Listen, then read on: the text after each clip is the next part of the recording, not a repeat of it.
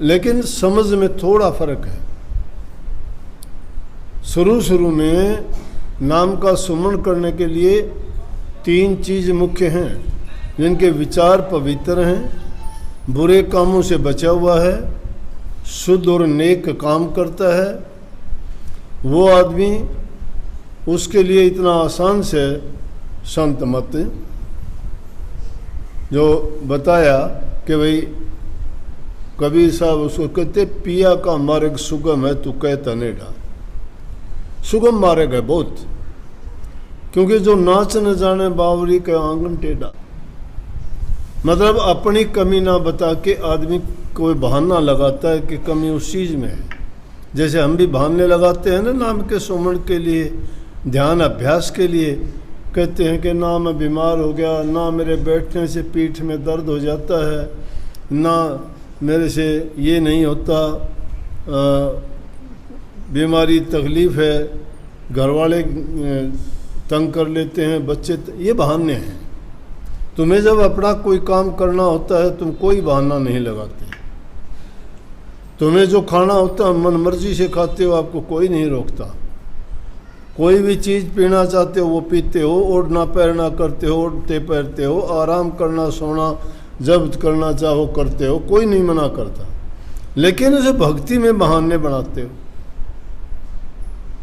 उसमें क्यों बहाने लगाते हो? तो मैंने उस लड़की को लिख भेजा कि 3 चीज़ हैं, काम के समय काम करो, आराम के समय आराम करो, और भक्ति के टाइम जो है नाम जपो। काम छोड़ के कोई भक्ति नहीं कर सकता।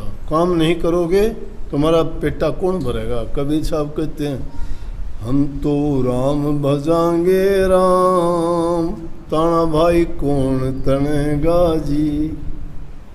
कि अगर काम नहीं कराएंगे पेटा कौन भरेगा? ये पेट उधर पूर्ति करनी पड़ेगी। आदमी के पेट में जब तक रोटी नहीं होती तब तक दूसरा विचार नहीं कर सकता। इसलिए ज़रूरी है कि पहले आदमी काम करे। काम करोगे तुम्हारी ज़रूरतें पूरी होंगी। शरीर में थकावट होगी, आराम करो। जब शरीर में आराम नहीं होगा, दर्द होगा, पीड़ा होगी, तकलीफ होगी, काहे का वजन, आदमी को बेचैन हो जाएगा। आराम करो।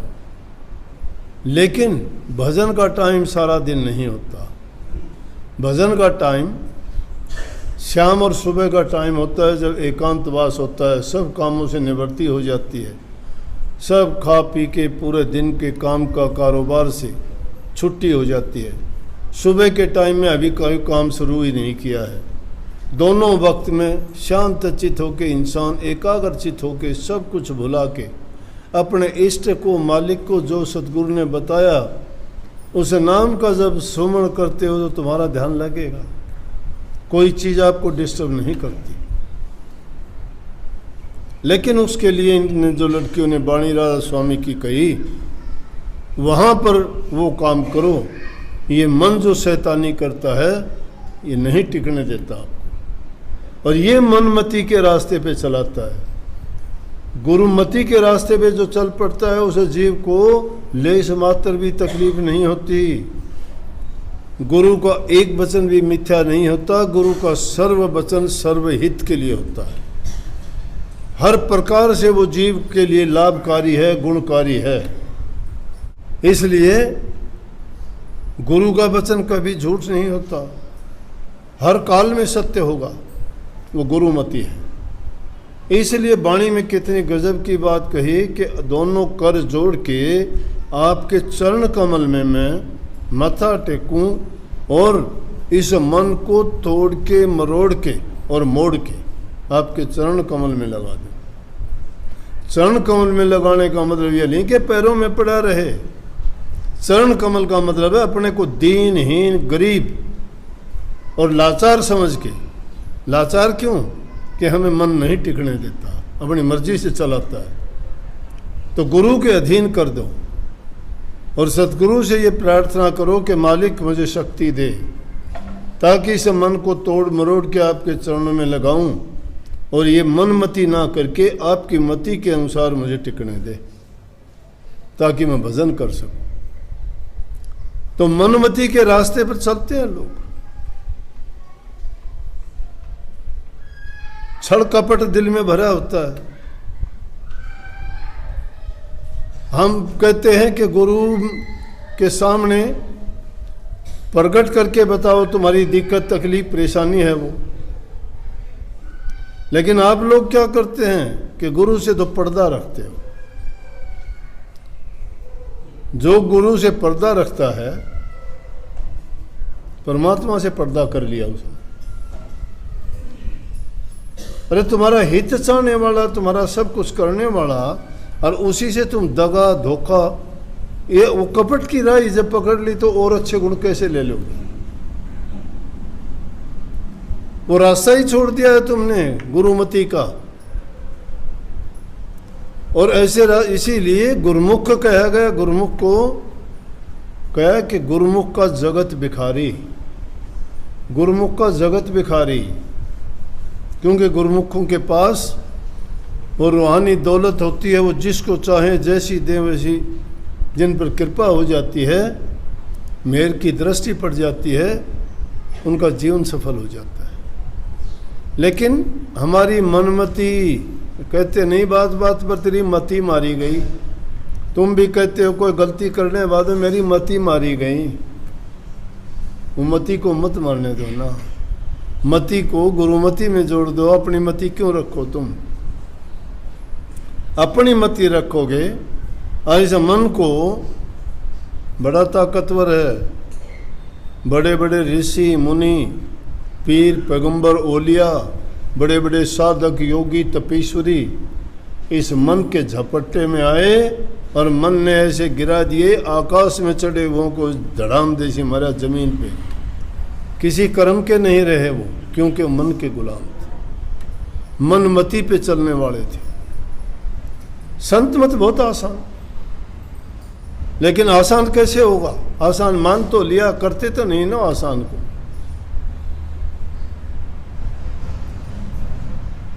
नियमों का पालन करते हुए घर में रहते हो और सच्चाई के साथ अगर तुम चीजों में बरतते हो, वो तुम्हारी सच्ची भक्ति है।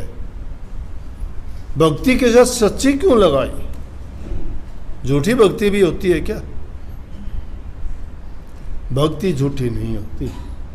झूठा इंसान होता है, वो मनमति पर चलने वाला है वो।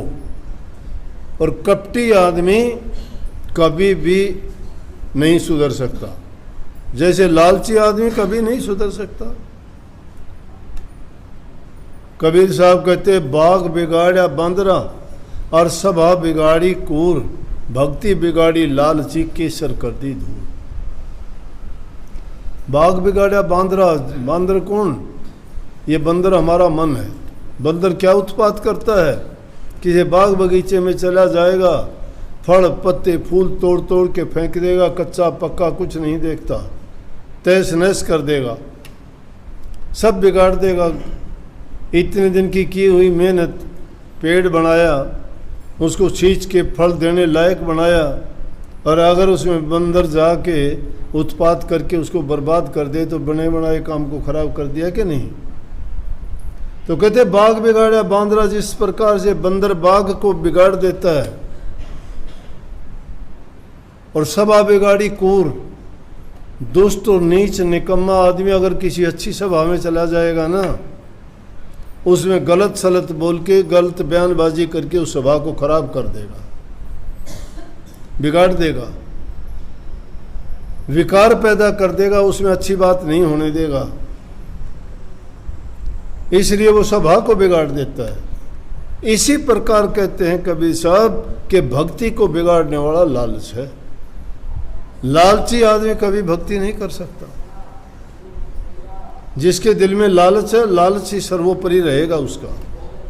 वो कोई काम करेगा तो भी उस लालच की प्रधानता रहेगी, उसका फोकस लालच पे रहेगा, चाहे वो काम करता रहो कुछ भी, लालच उसका पूरा हो। इसलिए लालची कामी कभू न गुरु भजे, कामी आदमी कभी गुरु को नहीं भजता। लालची आदमी भी इसी प्रकार भक्ति के नजदीक नहीं जा सकता। भक्ति करने के लिए आदमी को दिल को पवित्र बनाना पड़ता है, उसको तोड़ना मरोड़ना पड़ता है, वो काबू में रखना पड़ता है, अपनी मति को साधना पड़ता है, मनमति को छोड़ के गुरुमति धारण करनी पड़ती है। लेकिन हम तो संसारी लोग हैं ना, मन के तो सन्मुख रहते हैं, क्योंकि मन जो कहता है वो सभी काम हम करते हैं।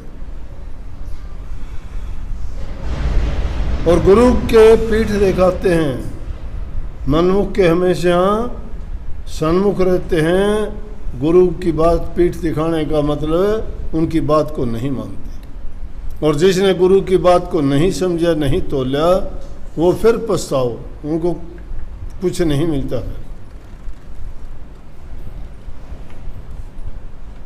इसलिए मैंने कहा भी जो ध्यान साधना वही करेंगे जिनको निज घर जाना है, हो रहा। जिनको अपने घरों में जाना है, उसका घर कौन सा? ये नहीं, हमारा आदि घर यहाँ नहीं है। ये तो काल और माया की देश की जेल है। जीव बेचारा दो जेलों के ताले लगे हुए हैं, इस पर अनेक बंद है ये जीव। माया का देश, फिर शरीर में बंद, फिर जो है इन सब इच्छाओं तृष्णाओं का गुलाम, फिर घर परिवार औलाद संतान का गुलाम, फिर समाज के नियम कानून का गुलाम। कहाँ से छूटेगा ये? शर्म आती है। इसलिए कही कि ध्यान साधना वही करेंगे जिसको अपने घर जाना है। इंद्रिय भोग की नहीं रखते आशा, सूक्ष्म पीना खाना है। उसे भक्ति के लिए, इंद्रियों के स्वाद के लिए नहीं भागे फिरते। जब कुछ देखा मीठा चरचरा खाने को मन करता है, खा लिया नाप सला, आदत डाल ली। सत्संगी को अपने खाने पीने पे, अपने रहन सहन पे, अपने मन की चाहत पे, सब चीज़ों पर नज़र रखनी चाहिए कि आज तेरा मन ये खाने को कहता है, कल को और कुछ कहेगा, कल को और को। इसलिए मन जो कहता हो ना करो, मनमति खत्म हो जाएगी। और न किसी प्रकार की आशा रखनी। आशा अपेक्षा होती है।